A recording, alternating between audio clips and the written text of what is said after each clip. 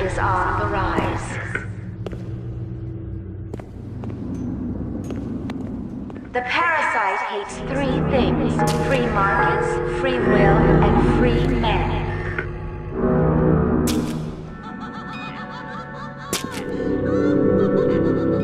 Andrew Ryan reminds us we all make choices, but in the end, our choices make us.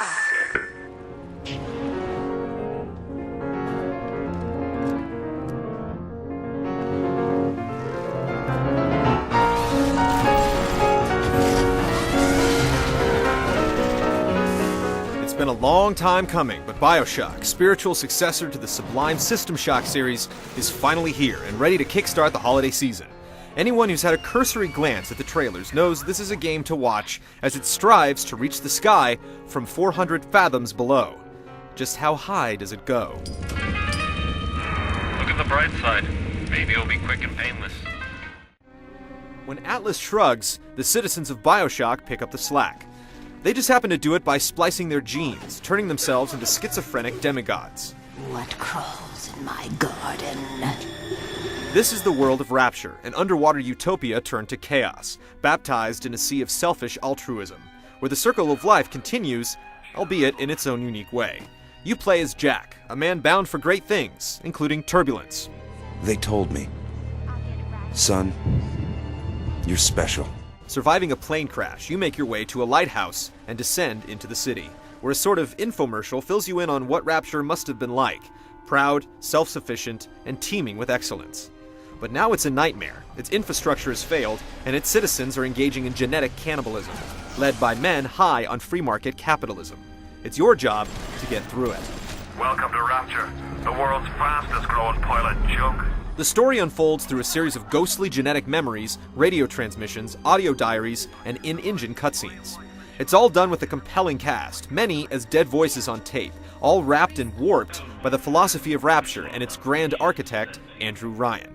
I believe in no God, no invisible man in the sky.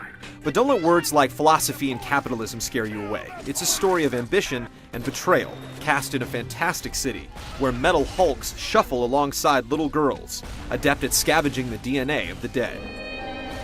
Those little sisters are the creepy girls that harvest Adam, the currency of power that facilitates fantastic abilities like freezing and shocking enemies called plasmids. The principal ethical dilemma rests here, where after dispatching their elite guardians, the Big Daddies, you have the binary choice of harvesting or rescuing. The latter nets you a thank you and a low allowance of Adam. Thank you, mister. While harvesting, well, you get more Adam and grow more powerful much more quickly. Your decisions with the girls make a big difference in the long run.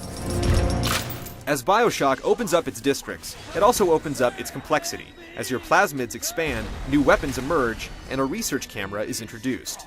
Later on, you can even invent new ammo or gene tonics, which are intrinsic plasmids that let you hit harder or hack quicker. Hacking is played out in a mini-game reminiscent of Pipe Dream that can get tiring as the game progresses, though you can always auto-hack it or pay out the hack, leaving you with a cracked safe or a flying metal bodyguard. Like the rest of the game, even the hacking grows and changes as the game progresses, continuing the motif of instability, the fragile mad genius that holds everything together. I started to argue with a man, and then I remembered who signed my checks. The only thing worse than a hypocrite is an unemployed one. Those audio diaries you pick up may be loquacious, but the chatter delivered is top-notch, with accents nailed and pentameters properly paced. Likewise, the sad sack babble from splicers. This is happening before and none. Why aren't you here? The jingles from vending machines, and the little sister's weird insights flesh out a beautiful world. Look, Mr. Bubbles, it's an angel. The atmosphere is like a constant fog, lingering everywhere, consistent and even, with stunning water effects that make the other elements seem a little meek, though still excellent by most accounts.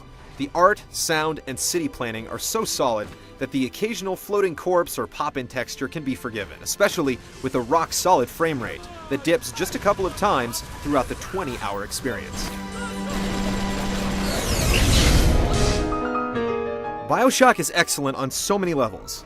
Yes, the lack of multiplayer is disappointing, and the hacking can become tedious, but even it manages to evolve throughout the game. What really sets it apart is how it forces the player to dig deep inside and make some difficult decisions. Few games affect the player on this level, and hopefully, this is a harbinger of things to come within the industry. But for now, we'll take it. The atmosphere, the water, the story, the architecture, and the perfectly tuned challenge all come together to create one of the greatest experiences of this generation of consoles. Rapture is awaiting. Bliss is inevitable.